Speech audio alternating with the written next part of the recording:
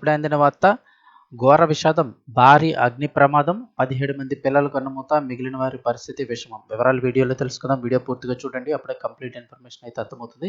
అలాగే ఇంకెవరైనా మన ఛానల్ సబ్స్క్రైబ్ చేసుకోకపోతే వెంటనే సబ్స్క్రైబ్ చేసుకోండి. ప్రభుత్వం నుంచి వచ్చే ముఖ్యమైన అప్డేట్స్ అన్ని మిస్ కాకుండా మీకు ముందుగానే తెలియజేయడం జరుగుతుంది. అలా వీడియోని లైక్ చేశారంటే మరింత మందికి సమాచారం చేరుతుంది. వివరాల్లోకి వెళ్ళిపోదాం. స్కూల్లో భారీ అగ్ని ప్రమాదం, 17 మంది విద్యార్థులు సజీవ దహనం. ఎక్కడ అని చూస్తే నైజీరియాలోని వాయువ్య ప్రాంతంలో భారీ అగ్ని ప్రమాదం జరిగింది. జంపారా రాష్ట్రం కౌరా నమోదా జిల్లాలోని ఇస్లామిక్ పాఠశాలలో ఒక్కసారిగా మంటలు చెలరేగాయి. ఈ ఘటనలో 17 మంది పిల్లలు మృతి చెందారు. అలాగే మరో 17 మందికి గాయాలయ్యాయి. క్షతగాత్రులను మోలాన్వార్ జిల్లాలోని పలు ఆసుపత్రులకు అయితే తరలించి చికిత్స అయితే కొనసాగిస్తున్నారు. అయితే పాఠశాలలో మంటలు చెలరేగిన సమయంలో దాదాపు 100 మంది విద్యార్థులు ఉన్నారు. చెక్క పాత్ర వల్ల మంటలు చెలరేగి ఉండవచ్చని ఫైర్ సిబ్బంది అయితే అంచనా వేస్తున్నారు. మరోవైపు ఈ అగ్ని ప్రమాదంపై నైజీరియా అధ్యక్షుడు బోలా టినుబు ఆందోళన వ్యక్తం చేశారు.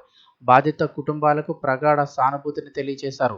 పాఠశాలల్లో పిల్లల భద్రతకు ప్రాధాన్యత ఇవ్వాలని అధికారులకు విజ్ఞప్తి చేశారు. కాగా గత నెలలో నైజీరియా రాజధాని అబుజా వెలుపల ఉన్న పాఠశాలలో కూడా పేలుడు పరికరం పేలి 2 మరణించారు. మరో 2 గాయపడ్డారు. ఇప్పుడు మళ్ళీ ఇటువంటి ఘటన ఒకటి చోటు చేసుకుంది.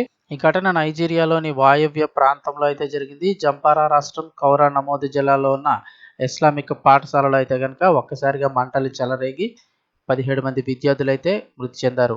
ఇంకా 17 మందికి అయితే కనుక గాయాలయ్యాయని చెప్తూ ఉన్నారు.